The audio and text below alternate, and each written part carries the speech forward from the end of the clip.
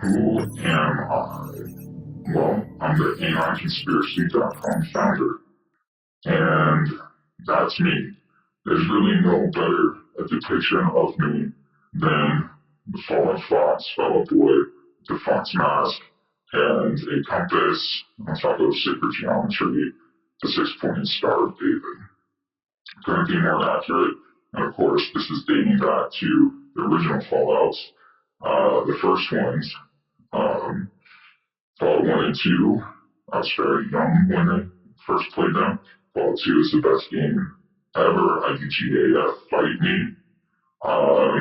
And basically, those are my favorite games. Yes, I am a true millennial. A lot of the Centennials are shocked when they meet me because, for whatever reason, they basically no Centennials have really ever met millennials. We just get skipped over. They kind of put us in the same category as boomers. They're like, oh, you're older, so you must be like a boomer. And it's like, no, bro. I've been doing this forever. And then you have, most people don't recall that we have more, a lot of the greatest generation are still alive. A lot of the baby boomers are still here. We have the Gen X kids, or the tweeners, and then we have the millennials, which is us, and then we have the centennials. Us, the Gen X kids, they're pretty much mad at their parents and mad at everything, like Elon Musk. Us, people who like founded Reddit, and then you have the users, which are going to be like the centennials. Okay, so a little bit about my background. So yes, I am a college graduate. I was in school for a long time. It's complicated why, but I have a few degrees. Stealing Harvard. This concept, although I never saw a movie, came out when I was young, around the millennium, and just really struck me. Like this concept of stealing Harvard, combined with like a movie called How High, another movie where sort of like life hacked your way into Harvard, because that's what I am. It's not that being a hacker is necessarily like, oh, you're a hacker, but more of like hacking is like a life trait, part of who you are. I went to both public and private institutions. I had to transfer around quite a bit for various reasons. In this way, I was able to sort of beat the system as a non-traditional student, and I was able to gain a lot of perspective that that traditional students don't get. Traditional students maybe into the same 4-year school your entire time. You only have a worldview from that particular perspective. Whereas if you've gone to both like private and public schools, like I've gone to some of the top 50 schools. I've been to lectures at Harvard. I've studied under professors with PhDs from Princeton, Stanford, Oxford, MIT, Harvard, Virginia, among others, among other, public schools. Some of my school of thought does come from the University of Chicago, but I also studied in Boston. I've gone to, again, some of the top 50 schools, even maybe higher than some of the top 20 schools for it. But I don't need to do that, just need to inform you that that's where I'm coming from. So I did this because I beat the system. Now, why am I telling you this? A lot of people in the United States don't transfer schools, like high schools, for example. They kind of just stay in the same state, the same place of mind until they graduate.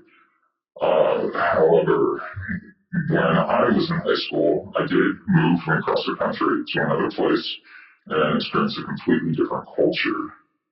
A lot of people see the U.S. as really like one large monolithic place. It's kind of like if you're viewing the U.S. from another country, you think you have this one type of mindset about it, but that's the way that it is, because maybe you've seen too many movies. Um, but basically, the United States is basically 50 different countries. We're not just one monolithic place. We're a federation of states.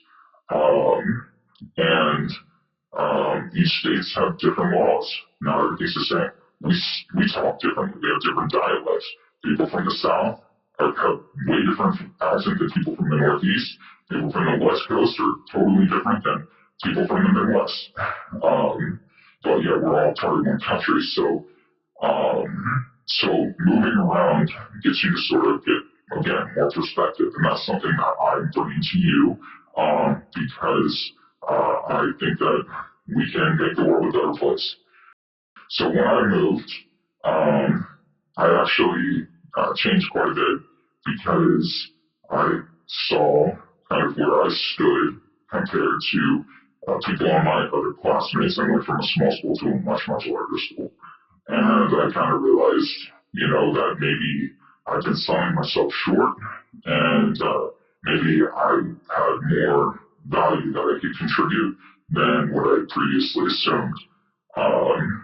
And basically, that's kind of like a wake up period.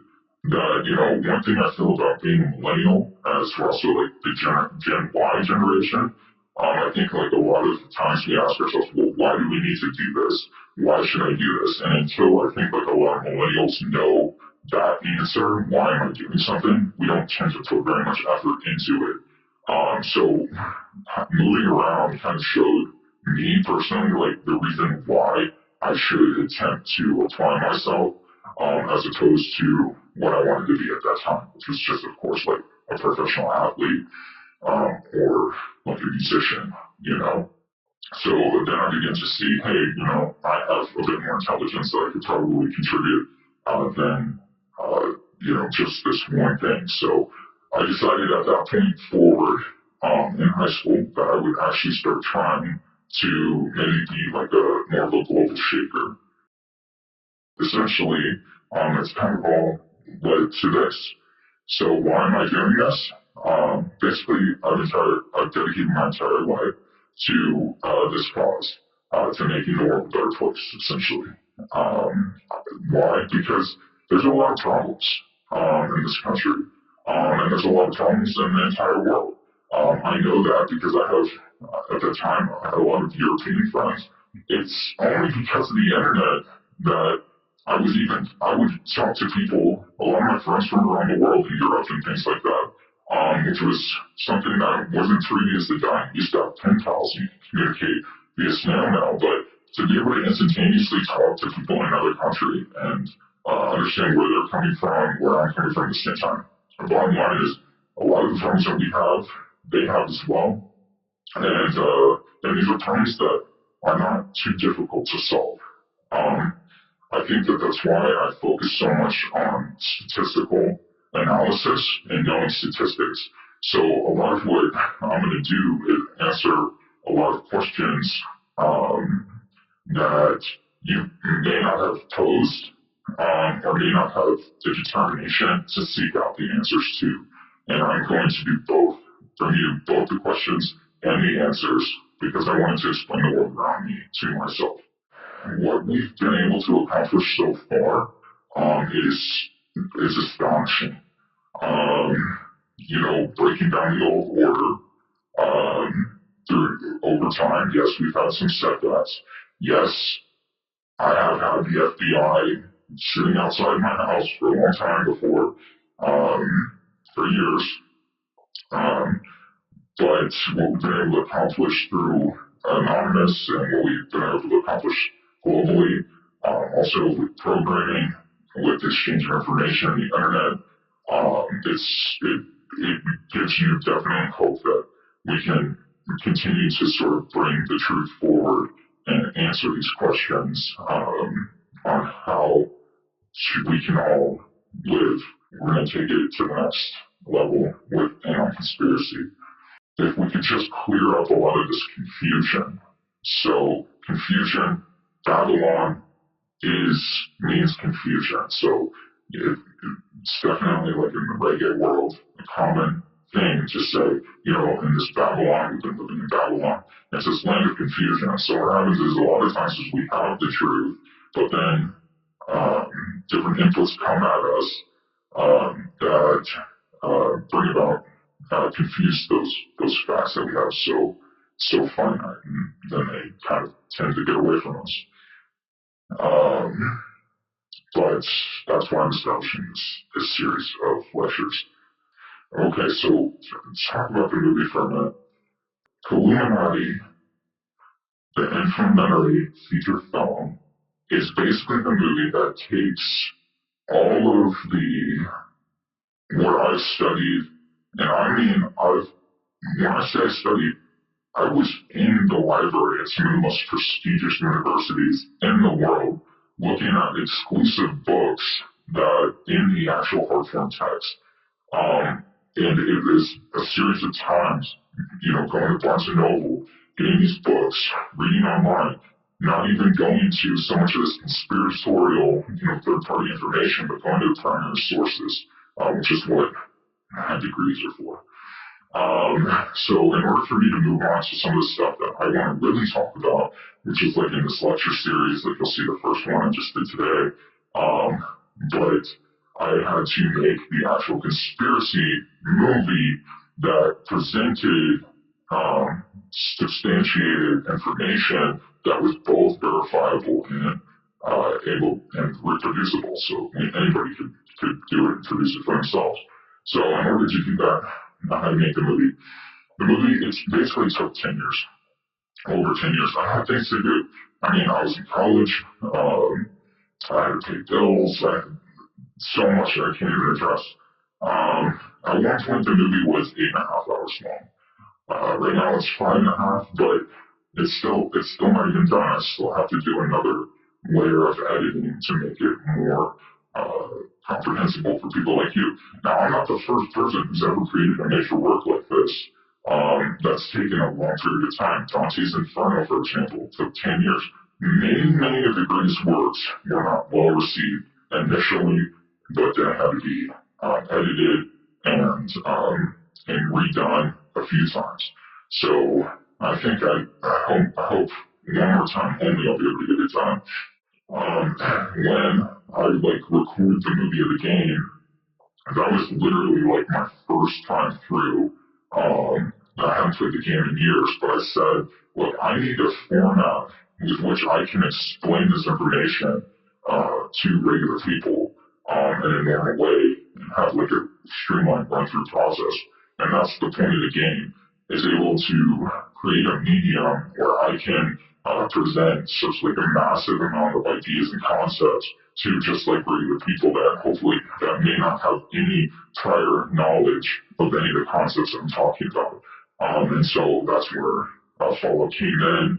Everything just happened to perfectly line up regarding the Church of Scientology, who I was with Anonymous, who Anonymous is with me, and our entire family ethos. It just all perfectly went together. But yeah, that's why some of the video is like choppy like that, just because that was literally the first time playthrough. I had to edit it so much. Of course, I could go through now, once it's done, once I have the overarching, gestalt idea of what it is, and go through it. But even when I solved 5 and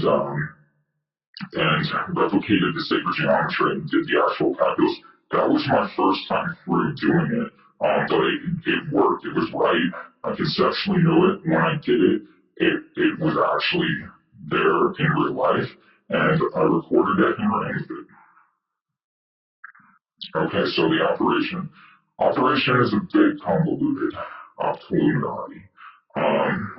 Basically, um, I started to just take pictures of the Masonic emblem on people's cars. And I've got a lot of them. I've got at least, that's right, I have over 150 now. The idea initially was to just post those on a page and just say, hey, here you go. this is how many of them are just in my daily life. And then I thought, well, maybe if other people took pictures too, when we sort of combined, we have this massive, database of these pictures that anyone could say, look, this isn't a conspiracy. This is like a real valid thing. But at that point, it's redundant and it's really pointless. So I guess our community now is really a chat room where you can come in and we can exchange ideas and build sort of a collective mindset of information. And then on top of that, like it's just something that I have personal experience with, regarding like the secret societies, how they work and operate, and these fraternities and these things like that. But like the bottom line at the end of the day is these people are doing something that God doesn't want. Hashem doesn't want you to join a cult. Hashem doesn't want you to be a part of this secret society thing, that basically eventually you sell your soul to Satan. And that's where like all these people wealth and things come from is this network that's joined together. And that's not what God wants. So my goal basically to you is to hopefully catch you before you fall into that. And to show you that there is another way. And it's not easy. But, it's a very straight and narrow road. And that you should do it because it's much better. In the end, you'll be much happier to have friends like me, people that care about you, and it's just, it's much better. Okay, so as far as the business plan goes, I chose not to use YouTube. This is going to actually be, the videos are actually going to be posted on the website and served from my own server. Basically, because I use the internet correctly. That's what the internet was created for. The internet is not old. It's youtube.com, just like it's WhoAmI.com. So when it comes to sharing, you'll have to share it on social media or however you share it, directly from the website and spread the word, more on the grassroots level. So the business plan is pretty typical. You have to buy merchandise. You buy merchandise, it pays for the servers. It gives me, hopefully, I can have enough time to actually do more research and bring, more advanced videos to you. And this thing can snowball into something bigger. Eventually, there's no ads on the website. Right now, I pay for everything myself. Eventually, it might come out, there might be ads on the website. I've never really wanted ads. I think they're security risk. I think they're cringe, but if they pay, if people still go to the website, that's okay because it's true. Only buying merchandise is like a pretty linear process. But for now, that's the concept. And if that changes, then great. But definitely, buy some shirts, hopefully, I want to have some more stuff up there for you, especially with skateboards and snowboards. So that, you can buy that stuff too. And basically, not only I want to give people a brand that they believe in. That's more than just, giving capital to somebody who knows what they're going to do with that capital. But, even for me, right? That's how it goes. So, it's like when you first get to law school, you say, everybody's there for the right reasons and for all these noble causes, but by the end of it, everybody sells out and wants to go work for a corporate law firm and make tons of money. So I'm not saying that I'm above any of that. I'm just saying buy some shirts, support the website, support the information, and share it, and get the word out. All right. Go watch the movie. See you in the chat.